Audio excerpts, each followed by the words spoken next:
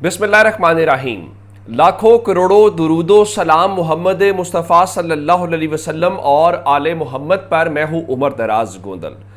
Budget session से और तो ज़ाहिर है कुछ निकलेगा नहीं, ना ये हुकूमत का बजट है, ना ये नून लीग का है, ना पीपल्स पार्टी का है। जिनका बजट है वो बजट तो मंजूर हो जाएगा, लेकिन इस बजट के दौरान एक चीज़ ज़रूर हुई है और वो ख्वाजा आसिफ हैं कि ख्वाजा आसिफ को तहरीक इंसाफ ने, वो कहते हैं ना कि छठी का दूध याद दिला दिया है। वो बिल्कुल इनके साथ किया है।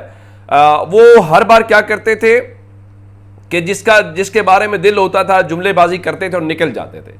इस पर पूरे इस सेशन के अंदर फुटबॉल बनाया हुआ हर किसी ने ख्वाजा आसिफ को। और फिर ख्वाजा आसिफ ने आज एक लूज बॉल खेदी और उसके बाद शहरयार आफरीदी ने कमाल कर दिया। हुआ ये कि ख्वाजा आसिफ जो है उन्होंने आज तकरीर की और उस तकरीर के दौरान उन्होंने एक झूठा क्लेम, जिसको कहना चाहिए या ये कहना चाहिए कि उनका क्लेम दुरुस्त नहीं था, उन्होंने शहरयार आफरीदी का नाम लिया, शहरयार आफरीदी की कल की तकरीर को लेके, और उन्होंने कहा कि शहरयार आफरीदी ने कल कहा था कि तहरीक इंसाफ की जो क़यादत है वो कंप्रोमाइज्ड है, यानी वो कहीं और मिली हुई है, वो इमरान खान के साथ या तहरीक इंसाफ के साथ वफादार नहीं है, लॉयल नहीं है। अब ये कहना था। उसके बाद शहरयार आफरीदी ने फ्लोर लिया।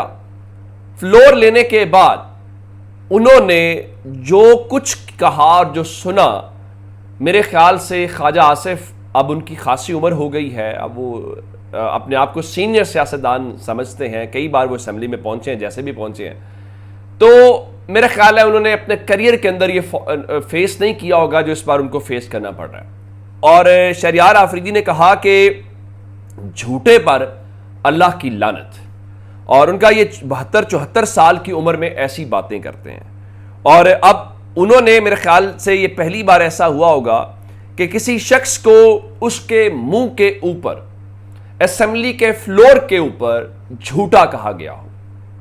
अब मैं उसकी एक वजह बताना चाहता हूं। आपको पता है कि कौमी असेंबली में हर जो तकरीर की जाती है, हर जो लफ्ज बोला जाता है, वो रिकॉर्ड का हिस्सा बनता है।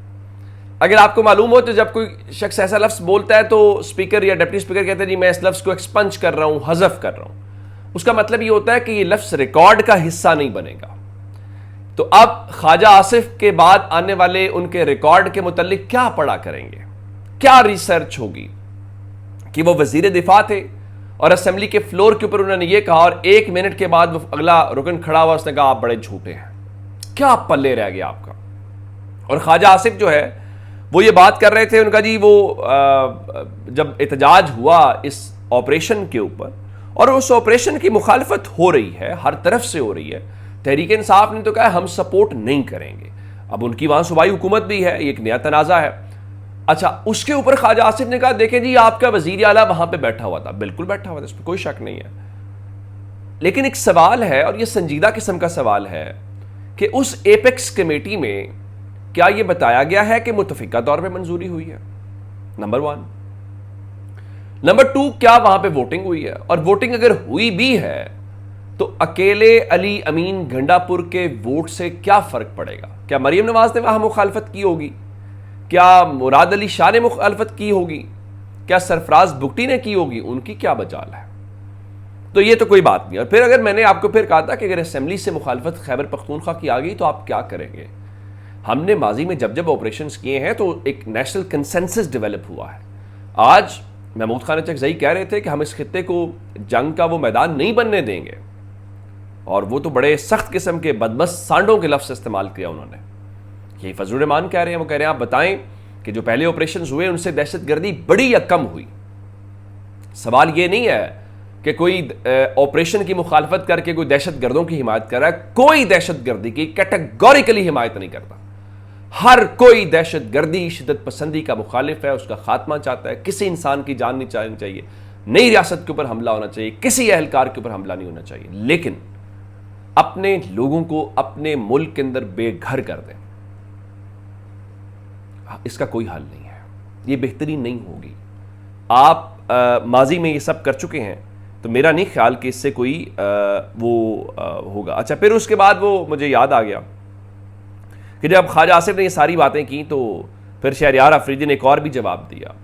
उनका ख्वाजा आसिफ, अगर ज़रा भी हया आप में होती तो आप असेंबली में ना होते और आप मेरी माँ रिहाना डार से हारे हुए हैं। क्या पल्ले रह गया, क्या इज्जत रह गई आपकी। अच्छा, अब जनाब एक कौमी असम्बली से और आपको खबर देनी है। कौमी असम्बली से इमरान खान ने कहा था कि जो जरताज गुल हैं वो सुन्नी इत्तेहाद काउंसिल की या पाकिस्तान तहरीक इंसाफ की पार्लिमानी लीडर होंगी। तो इस सिलसिले में आज बाज़ाब्ता जो नेशनल असम्बली का सेक्रेटरीट है उसने नोटिफाई कर दिया है कि जो जरताज गुल हैं अब वो पार्लिमानी लीडर होंगी। और पार्लिमानी क्या कहते हैं कि जो लीडर होता है वो इम्पॉर्टेंट होता है, चूँकि उसकी से होती है, उसने पार्टी के अंदर फैसला करना होता है और उसके ऊपर सुप्रीम कोर्ट जो है वो एक बाकायदा फैसला भी कर चुकी है। अब आते हैं अगली खबर की तरफ। अगली खबर यह है कि अगले 24 से 48 घंटे बड़े इंपॉर्टेंट हैं। क्यों इंपॉर्टेंट है? कल से जो हफ्ता शुरू हो रहा है वो पाकिस्तान का मंजरनामा तब्दील कर देगा। वो मस्बत अंदाज में करे या वो मनफी अंदाज में करे। मैं उसकी मिसाल पंजाब से शुरू कर लेते हैं। पंजाब में दफ़ा 144 का जो निफाज है उस केस की कल समात है। नंबर 1, तहरीक इंसाफ के कितने कारकुनान लापता हैं, कितने नज़रबंद हैं, उस हवाले से जो आदादो शुमार हैं उसके ऊपर केस कल लाहौर हाई कोर्ट में लगा हुआ है।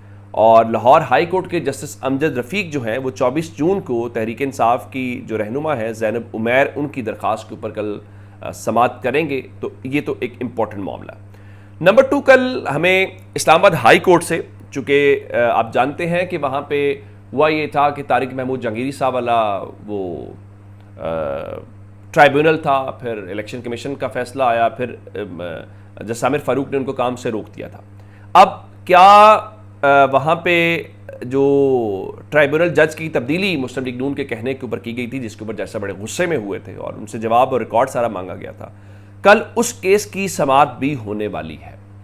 और अगर इस्लामाबाद हाई कोर्ट खड़ी हो गई कि आपने तारिक महमूद जहांगीरी साहब के ऊपर इतराज़ कैसे किया है, तो मेरे ख्याल से एक बंद यहाँ से ही बांध दिया जाएगा। आप जानते हैं कि लाहौर हाई कोर्ट का भी फैसला है, इस्लामाबाद हाई कोर्ट का भी फैसला है। तो ये तो नहीं हो सकता ना कि सिकंदर सुल्तान राजा साहब किसी के इशारों के ऊपर या किसी की ख्वाहिश के ऊपर या किसी की मर्जी या जो भी आप कह लें उसके मुताबिक इसको मुल्क को चलाएं और पूरा इलेक्शन कमीशन जो है वो जो 8 फरवरी को इस कौम के साथ बहुत बड़ी वारदात डाली गई है उस वारदात को जस्टिफाई करने के ऊपर लग दिया, बजाय इसके कि उस 8 फरवरी की वारदात का जवाब दिया जाए कि आपने कैसे पाकिस्तान की कौम का जो मैंडेट है उसको तब्दील कर दिया।